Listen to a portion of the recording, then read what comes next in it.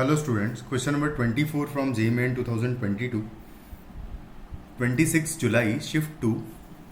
The question is, if summation k equal to 1 to 10, k upon k to the power 4 plus k square plus 1 equal to m upon n है, तो आपको बताना है where m and n are co-prime, तो m plus n का value बताना है। मैं इसको ये लिखा हुआ है summation k is equal to 1 to 10 और नीचे जो है इसको फैक्टराइज हम लोग कर सकते हैं बहुत आसानी से। इसके दो फैक्टर्स होते हैं k square plus k plus 1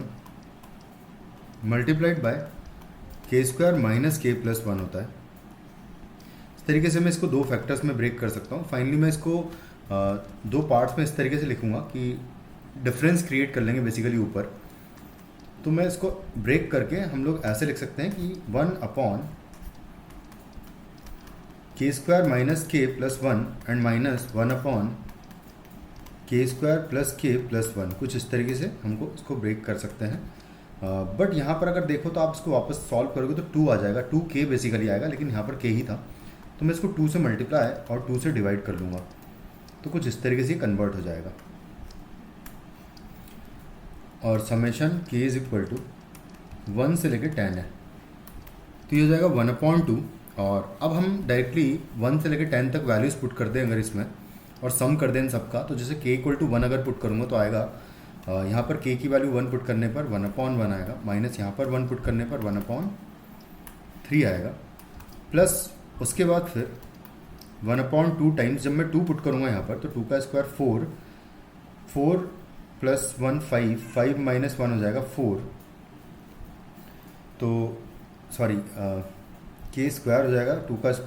square हो जाएगा 4 माइनस 2 है बेसिकली ये, क्योंकि k का वैल्यू फिर से 2 ही पुट करेंगे ना यहाँ पर भी, तो -2 + 1 तो बेसिकली ये 3 हो रहा है। तो यहाँ पर आ जाएगा 1/3 माइनस, जब यहाँ पर मैं k 2 पुट करूँगा तो 4 + 2 हो जाएगा 6 + 1 हो जाएगा 7, तो ये आ जाएगा 1/7। तो बस इस तरीके से नेक्स्ट टर्म्स आपको मिलती जाएगी। जब लास्ट में 10 पुट करोगे आप तो ये आएगा 1/2 टाइम्स यहाँ पर आएगा 1 अपॉन,